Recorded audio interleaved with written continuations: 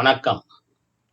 இந்திய ரிபப்ளிக்கன் கட்சி மற்றும் இந்திய பௌத்த சங்கத்தை தலைமையேற்று வழிநடத்திய கோலார் தங்கவயல் திருமிகு எம் சுந்தரராஜன் மற்றும் அவரது துணைவியாரின் கண்ம தன்ம நிகழ்வின் 3ஆம் பகுதி இது. அன்பு நண்பர்களே, முதல் 2 பாகங்களை பார்த்துவிட்டு 3ஆம் பகுதியை காணுமாறு அன்போடு வேண்டுகிறேன். கண்ம தன்ம நிகழ்வை தொடர்ந்து உயர்நீதிமன்றத்தின் மூத்த வழக்கறிஞரும் பௌத்த அறிஞருமான ஏ கௌதமன் அவர்கள் புகழ் உரை நிகழ்த்துகிறார். நினைவேந்தல் நிகழ்ச்சிக்கு வருகை தந்து பௌத்த முறைப்படி வழிபாடு செய்த வணக்கத்துக்குரிய அரவணைகள் புத்தபிரகாஷ் உட்பட அத்தனை பேருக்கும் என்ற ஜெயமும் கடந்த வணக்கத்தை தெரிவித்துக் கொள்கிறேன். ஐயா அவர்களை பற்றி பேசுவதற்கு இவ்வளவு 95 வயது வளர்ந்துருக்கிறார். வயசு பாருங்க. ஆனா அவர் வாழறது 95. இந்த சமூக அமைப்புல பார்த்தீங்கன்னாக்கா ஒரு பெண்கள் வருகின்ற போது ஒரு பெண் கணவனை இழந்த பெண் எதிர்க்க வந்த விதவை அப்படின்னு சொல்லி அவங்களுக்கு எதிர்க்கவே போக மாட்டான். ஆனா அவரு பண்ண புரட்சி இந்த சாதாரண புரட்சி இல்லை. 7 விதவை பெண்களை வைத்து அவர்கள் மூலம் தாலி வாங்கி அதை தன்னுடைய மனைவி ஜெகதாம்பாளுக்கு திருமணம் பண்ணி கொடுத்து தாலி கட்டி 2 பேருமே கணவன் மனைவி இவ்வளவு நீண்ட நாட்களாக வாழ்ந்துருக்காங்க. யாராவது வாழ முடியும்? 7 பாருங்க, 7 ஒரு பெண்ணை பார்த்தாலே பயந்து ஓடிடுவான். வீட்டு பூனையை பார்த்தா பயப்படுறாங்க. நம்ம இளம் போனாலும் எல்லாம் பண்ணிடுறோம். பூனையை பார்த்தா பண்ணிடுறோம். பூனை பூனை போட்டு அப்படிப்பட்ட ஒரு சமூக அமைப்புல எவ்வளவு பேர் புரட்சி யோசிச்சு பாருங்க. அது ஒரு ராகு காலத்துல திருமணம். அதுவும் யோசிச்சு பாருங்க. ராகு காலம் மகண்டோ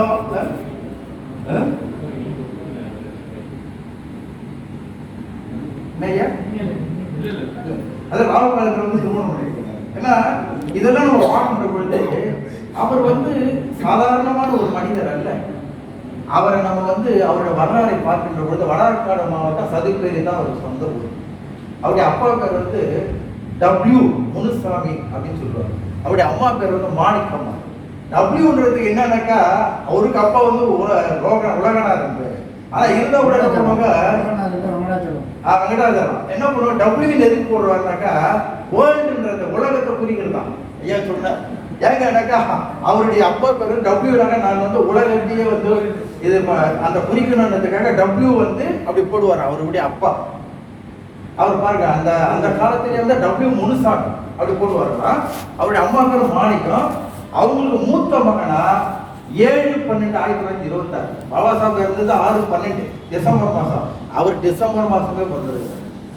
இவருக்கும் இவங்க அப்பாவுக்கு என்ன சிறப்புன்னு கேட்டீங்கன்னாக்கா அவர் பெரியவர் மாணிக்கம். இவருடைய அப்பா மாணிக்கம் ஐயா இருந்தார். அவர் பாபா சாஹிபருடைய காலடியில் உட்கார்ந்து இருக்கிறார். அது எவ்வளவு பேர் சிறப்பு பாருங்க. அதே மாதிரி பாபா சாஹிப் வந்த பிறகு ஐயாவும் வரவேற்கிறார். அப்பாவும் பாபா சாஹிப்போட தொடர்பு கொண்டு இருக்கிறாங்க. பிள்ளையும் பாபா சாஹிப் பார்த்தது. இந்த மாதிரி ஒரு சிறப்புள்ள ஒரு குடும்பம் ஐயா கிடைக்குமா? அந்த வழியில தான் ஐயாவுக்கு புத்த நேசன் வச்சுக்கிறாங்க. பேர் எப்படி வந்துருப்பாரு. ஸோ அவர் சாதாரண பாருங்க சதுப்பேரி போய் அங்க தங்கவை கேஜிஎஃப்ல போய் அங்க மைன்ஸ்ல வேலை செய்து படிப்படியா முன்னேறி அந்த பௌத்தத்துல நாட்டை அவருடைய திருமணத்தை நடத்தினவங்க யாரு கேட்டீங்கன்னாக்கா அன்னபூர்ணியம்மா. அன்னபூர்ணியம்மா யாரு? பண்டிதமணி ஜி அப்பாதுரையாருடைய மகள். பண்டிதமணி ஜி அப்பாதுரை யாருங்க? அயோதாஸ் பண்டிதருடைய சிஷ்யர். அயோதாஸ் பண்டிதர் தான் முதல்ல பௌத்தத்தை நம்ம தமிழகம் முழுவதும் தொடர்ந்து அவர் 1/7 ஜூலை மாசம் 1ஆம் தேதி 1898 அப்போ பாபா சாஹிப் 7 வயசு இருக்கின்ற போது பௌத்தராக மாறினார். இலங்கையில போய் மாறினார். இலங்கையில் கர்னல் ஆல்காட் மூலமா தூத்துக்குடியிலிருந்து போய் இங்கிருந்து தூத்துக்குடி போய் தூத்துக்குடி மூலம் இலங்கை போய் அங்கிருந்து போய் பௌத்தராக இவரும் கிருஷ்ணசாமி 1/7/1898 பௌத்தராக மாறி அதுக்கப்புறம் பௌத்த பிரச்சாரம் பண்ணி சாக்கிய பௌத்த சங்கம் ஆரம்பிச்சு பண்டிதர் அயோதாசர் தன்னுடைய மகனை சவுத் ஆப்பிரிக்கா அனுப்பிச்சார். தன் கூட இருந்த கிருஷ்ணசாமியை பர்மாஜப்பன் அந்த சைடில் போய் நீங்கள் போய் பௌத்தத்தை பார்க்கணும் அங்கே அனுப்பிச்சார். இங்கிருந்து அவர் கூட எம் ராகவன் அவரை போய் கேஜிஎஃப் அனுப்பிச்சார். ராகவன் தான் முதல்ல சென்னையில இருந்து அமைச்சார். அந்த காலத்திலேயே வந்து அயோத்தாசர் அப்படி பண்ணார். அந்த ராயவரம் கூட அங்க இருந்து ஐயா சொன்னார், எனக்கு முன்னாடி தங்கவேலை மாநில சொன்னார், அங்க இருந்த எல்லாமே வைணவர்கள். வைணவ ராமானுஜரை பின்பற்றி அந்த காலத்துல என்ன பண்ணார் ராமானுஜர், இவங்கெல்லாம் வந்து இடி குலத்தவர் கிடையாது, இவங்கெல்லாம் திருக்குலத்தவன் பேர் கொடுத்து பூதுல போட்டு மாட்டி விட்டு இவங்கெல்லாம் உயர்ந்த பிறப்பை செய்தவன்னு ராமானுஜர். அந்த வழியில வந்து சில பேர் என்ன பண்ணாங்க, அவர் கல்வியை போதிச்சு அவரோடு கூட இருந்தாங்க. அந்த இடத்துல போய் இந்த ராமானுஜர் வைணவானாலும் சரி சைவனாலும் சரி இந்து மதத்தை நோக்கி தான் பயணிக்கிறது. நாம இந்துவா இருக்கிற வரைக்கும் இழிஜாதியா தான் இருப்போம், ஆனா நம்ம இந்துக்கள் அல்ல அப்படின்ற ஒரு உணர்வை பெற்று அவர் வந்து பௌத்தனாக மாறணும் அப்படின்றதுக்காக பௌத்தர்கள் அயோத்தாசர் வழியில பௌத்தனா மாறணும். அதனால இந்த சாதாரண செய்திகள் அவர் படிக்கின்ற பொழுது அவர் அந்த காலத்திலேயே என்ன பண்ணியிருக்கிறாரு, அம்பேத்கர் கல்ச்சரல் அசோசியேஷன் ஆரம்பிச்சார். அம்பேத்கர் அறிவு மன்றம்னு தமிழ சொல்றாங்க, அவர் ஆரம்பிச்சு வச்சிருக்கிறார்.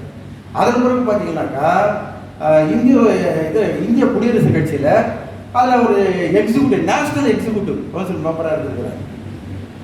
தேசிய அளவில் நிர்வாக குழு உறுப்பினராக இருந்திருக்கிறார். அதைத் தொடர்ந்து புத்திஸ்ட் சொசைட்டி ஆஃப் இந்தியா அதிலே இருந்திருக்கிறார். ஒருத்தர் இத்தனை அமைப்புகளை படிப்படியாக பயணிச்சிருக்கிறார். அதெல்லாம் படிக்கின்ற பொழுது நமக்கு இப்படிப்பட்ட ஒரு ஆளு ஆனா சாதாரணமா இருக்கிறார். என்ன எதுக்காக சொல்ல வரேன்னாக்கா, இந்த சடங்கு சம்பிரதாயம் பூஜை இதெல்லாம் வந்து நம்ம கிட்ட ஒண்ணுமே பண்ணார். மறுபிறப்பு ஆத்மா இதெல்லாம் இந்து சமயம் சொல்றதெல்லாம் பண்ணல. அவர் விதவை ஒரு விதவை இல்லை 7 விதவை மூலமாக அவங்க திருமணம் வாங்கி பண்ணவர் 95 வருஷம் உயிர் வாழ்ந்தாருங்க.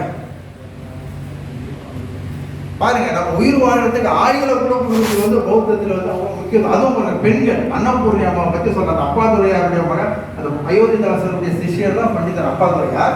பண்டிதர் அப்பாதுரையார் என்ன பண்ணான்னு கேட்டீங்கன்னா, அவர் அயோத்திதாசர் நடந்த தமிழ் பத்திரிகை தொடர்ந்து நடத்தணும் பண்டிதர் அப்பாதுரையார். அது அப்பாதுரையாருடைய வந்து அவருடைய சிஷியர் தான் இவங்களாம் வராங்க. அவருக்கு மகள் ஒன்று இருந்த அன்னபூர்ணி அம்மான்னு கேட்டு, அந்த அன்னபூர்ணி அம்மா அந்த காலத்துல பெரிய எழுத்தாளர் பேச்சாளர். அவங்க என்ன பண்ணானாக்கா, அந்த காலத்துல பெரிய உயர் ஜாதின்னு சொல்லிக்குவாங்க. பட் உயர் ஜாதி எல்லாம் இல்லை. அந்த காலத்துல ஜாதி மறுப்பு ரத்தின சபாபதினு ஒருத்தர் இருந்தார். அவர் ரத்ன சபாபதிய அன்னபூர்ணியமா திருமணம் ஜாதி மறுப்பு திருமணம் அவங்களும் ராவகாலத்தில் செய்தவங்க. அதாவது வரலாறை பார்க்கின்ற போது இந்த ராவகாலம் மிகப்பெரிய புரட்சியை செய்தவர்கள் எல்லாமே நம்ம மக்களாக தான் இருக்கு. நீங்க எங்க வேணா திரும்பி பாருங்க, எல்லாமே நம்ம தான் இருக்கிறோம். ராவகாலத்துல கல்யாணம் பண்றது, யமகண்டத்துல கல்யாணம் பண்றது, விதவைகளை வைத்து திருமணம் பண்றது எல்லாமே சமத்துவத்தை அயோத்தியாசர் சொல்லுவார். என்ன ஏன் நீ தான் வந்து சுமங்கலின்னு சொல்ற திருமணம் பண்ணிட்டு, அதே ஆள் என்ன பண்ற தாலி வந்து கைக்கு வச்சுட்டு அவங்க அமங்கலி அவங்க முன்னாடி போகிற இந்த ஆண் ஆதிக்கன்றத முதல்ல எதிர்த்தவர் வந்து அயோத்தியாஸ் பண்டிதர். அவருடைய சிஷியனை தான் வந்து அப்பாதுரையார் வர்றார். அப்பாதாருடைய சிஷியன் தான் வந்து நம்முடைய ஐயா சுந்தராஜர். அதாவது அது மட்டும் இல்ல, அந்த அம்மா இருக்கிறாங்கல்ல அவங்க அந்த அளவுக்கு வந்து இணைப்பு 2 பேரும் பாருங்க 2 நாள் தான் கேட்க 2 நாள் தான். எப்படிங்க இது ஒருத்தருக்கு ஒருத்தர் எவ்வளவு நம்ம சினிமாலெல்லாம் பார்ப்போம், ரயில் பயணம் அது இதுன்னு பார்த்தீங்கன்னா ஏதோ காட்டுவான். இவங்க நேச்சுரலாகவே இயற்கையாகவே வாழ்ந்துருக்கிறாங்க கணவன் மனைவி. ஒருத்தர் அவர் போனவங்க அந்த அம்மா தானே முதல்ல இதானது.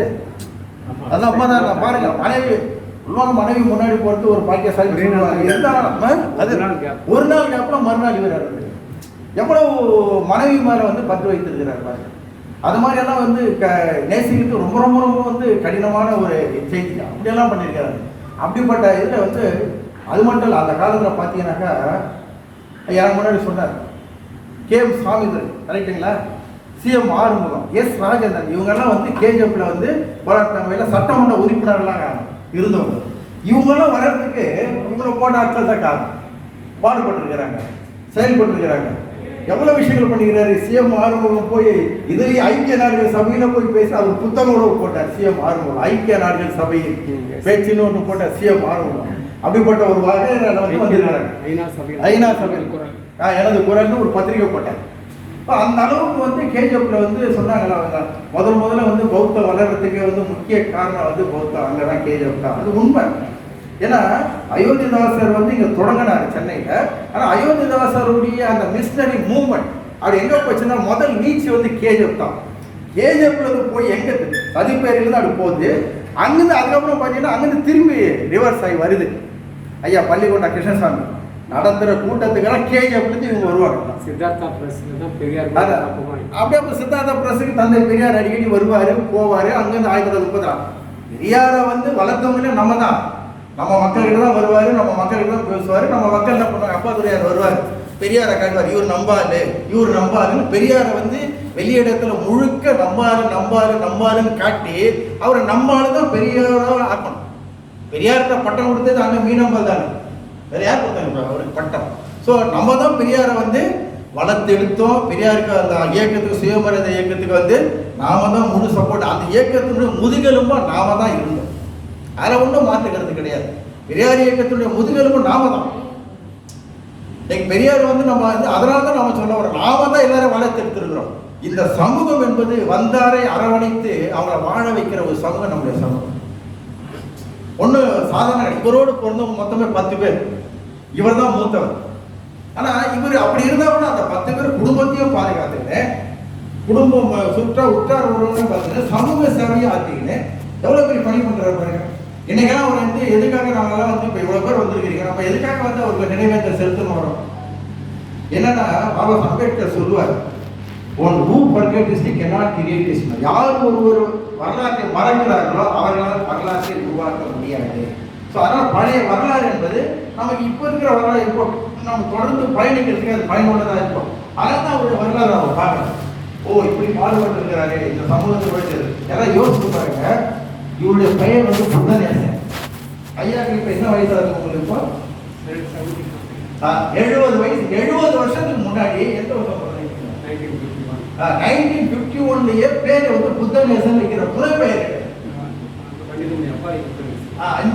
வைக்கிறாரு. அதாவது அந்த காலத்துல வந்து பாத்தீங்கன்னா ரத்தின சபாபதி ஜாதி உயர்ந்தவரான்னு சொல்லுவாங்க எழுத்தாளர். அவருக்கு வந்து தமிழ் பதிவில் தான் எழுத வாய்ப்பு கொடுத்தோடு நம்முடைய பண்டிதமணி கேபிஎல் அப்பா துரையார். அவர் முதல்ல கிறிஸ்துவரா இருந்தாரு, கேபிஎல் அந்த பேர் அப்படி வந்தது. அதுக்கப்புறம் வந்து அவர் சொன்னார் இல்லையா, பெரும்பாலும் வந்து வைணவர்கள் கிறிஸ்தவர்கள் வந்து அதுக்கப்புறம் பௌத்தர்களாக மாறினாங்க.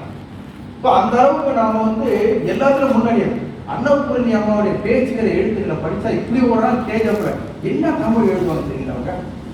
கல்ல போய் கும்பிடுறீங்க பேசுவாங்க, கல்லியா உள்ளது ஆகினான கிடையாது. அந்த அம்மாவுடைய எழுத்து அந்த காலத்துல ஜாதி மறுப்பு பண்ணவங்க. அதே மாதிரி பார்த்தீங்கன்னாக்கா இந்த இவருடைய திருமணத்துல 1948 ஒரு திருமணம். அந்த திருமணத்துல சேலத்துல அந்த காலத்துல பெரும் புலவர் ராமச்சந்திரனா ஒருத்தர் இருந்தார். அவர் வந்து பேசியிருக்கிறார். கரெக்ட் இல்ல ஐயா? ராமச்சந்திரனா தான் அவர் பேரு. சாதாரண சேலத்துல இருந்து வந்து எப்படி இவர் அவ்வளவு பேரை ஒருங்கிணைச்சாரு தெரியும். அவ்வளவு வேலைகள் பண்ணிருக்கிறார். கொஞ்சம் நெஞ்சம் இப்போ போல ஆட்கள் வந்து நமக்கு கிடைக்கணும்னா ரொம்ப பெரிய கஷ்டமான ஒரு சூழ்நிலையில அந்த காலத்துல அவரோட இந்திய குடியரசு கட்சி வந்து வளர்ந்துருக்காரு. பாபா சாஹேப் வந்தவங்க போய் சந்திச்சிருக்கிறாரு. இந்த மக்களுக்கு என்ன தேவைன்னு பார்த்து கடுமை எண்ணம் முதல்ல எடுத்தோன்னு இவர் யாரோ இறந்துட்டாரு ஒரு தங்கு அவ்வளவுதான் தெரியுது. அதுக்கப்புறம் பார்த்தாங்க அவரை பத்தி நம்ம செய்திகள் சேகரிக்கிற பொழுது அது கடல் போல பறந்து தெரிந்திருக்கு. அவ்வளவு பெரிய ஒரு ஆளை வந்து தெரிஞ்சுக்கிறார். இவர்கள் குழந்தைங்க 10 பேர் அப்படிங்களா? 10 பேர் தானே நீங்க என்னோட 10 பேர். அவருடைய இவர் கூட பிறந்தவங்களும் 10 பேரு. மாணிக்கம் இவருடைய அப்பா முனுசாமிங்க வந்து இவரோட பிறந்தவங்களும் 10 பேர். 3 பேருக்கு வந்து 4 பேர் எல்லாமே வந்து பாத்தீங்கன்னாக்கா அந்த அளவுக்கு வந்து அவ்வளவு பெரிய குடும்பம். ஆனா அவ்வளவு பெரிய குடும்பத்துல பிறந்து குடும்பத்தையும் கவனித்துக் கொண்டு அந்த காலத்துல டாக்டரை படிச்சு வச்சிருக்கிறாரு. பேரு வர புத்தநேசன் வச்சிருக்காரு. அவர் பௌத்தத்தையும் கல்வியும் மிகப்பெரிய அளவில் நேசிக்கிறார். 2 கண்ணா நேசிதான் இந்த அளவுக்கு உருவாக்கி இருக்கிறார். அந்த டாக்டரா வந்து சமுதாயத்துக்கு வந்து பயனுள்ளதா வகையில் இருந்திருக்கிறாரு. ஆனா இன்னும் பயனுள்ளதா வகையில் இருக்கணும். எங்களுக்குள்ள ஒரு கம்யூனிகேஷனே இல்லை. இப்படி ஒரு டாக்டர் புத்தநேசன் இருக்கிறான்னு எனக்கு தெரியுது. ஐயா தங்கவேல் மாநில அந்த பக்கத்து ஊர்லயே வேலை செய்திருக்கிறாங்க. எல்லாரும் இப்பதான் நாங்கெல்லாம் வந்து ஒன்றிணைகிறோம். இருந்தாலும் பரவாயில்ல. ஆனா வந்து இன்னும் நிறைய விஷயங்கள் இருக்குது. எதிர்காலத்துல நிறைய நம்ம பண்ண வேண்டிய சூழ்நிலைகள் இருக்குது. இன்றைக்கு ஒரு சூழ்நிலையில இவர் ஐயா அவர்களை பற்றி நம்ம பேசுகின்ற பொழுது இன்னும் பல செய்திகள் வந்து இல்லை. அது மட்டும் இல்லை, ஐயா பள்ளிக்கூட்ட சமத்துவ சங்கம் ஒரு பத்திரிகை நடத்தினார். அவங்க எல்லாரும் தெரிஞ்சிருக்கோம். அந்த பத்திரிகை இருக்கு திறப்பு விழாக்கு. அந்த பத்திரிகைகளை வந்து இவர் நடத்திருக்கிறார். சொன்னார்ல ஐயா துரைராஜனுடைய அப்பா MC துரை அவரு இவரெல்லாம் சேர்ந்து பல செய்திகள் பல கூட்டங்கள் நடத்திருக்கிறாங்க. அதுவும் பௌத்த கூட்டம், பௌத்தம் தான் முக்கியம். அதனால என்ன பண்ணாங்கன்னாக்கா வந்து அவங்களுடைய முதல் கான்செப்டே வந்து நாங்கள் இந்துக்கள் அல்ல, வைணவர்கள் வந்து எங்களை வளர்த்திருக்கலாம், ஆனா வைணவம் கூட இந்து மதத்தை நோக்கி பயணிருக்கிறாங்க. நாங்கள் இந்துக்கள் அல்ல. அப்படின்னா நம்ம யாருனாக்கா நம்ம பூர்வீக பௌத்தர்கள். அயோத்திதாசர் அதை எழுதி சொன்னார். பாபா சாஹேப் அவர்கள் வந்து அந்த உலகளவுல பரப்புறதுக்கு புத்தரும் ஒரு பிரம்மமும் ஒரு புத்தகத்தை வந்து எழுதித்தது நம்ம வழிகாட்டி இருக்கிறார். அதனால அயோத்திதாஸ் அவர்களையும் பாபா அம்பேத்கர் அவர்களையும் இரண்டு கண்ணாக ஏற்றுக்கொண்டு அவர்கள் வழியில் பயணித்த ஐயா அவர்களுக்கு இந்த நேரத்தில் நம்முடைய எல்லோருடைய சார்பாகவும் எங்களுடைய நினைவஞ்சலி தெரிவித்துக் கொண்டு, நீண்ட நேரம் பேசினாக்கா இன்னும் நிறைய விஷயங்கள் இருக்குது. ஆனால் அடுத்தது நம்ம சாப்பிட்டு இடையில வந்து உடனே சீக்கிரம் வந்து இந்த மத்தியானத்தை உள்ள கொடுத்தா, அதனால இந்த வாய்ப்பு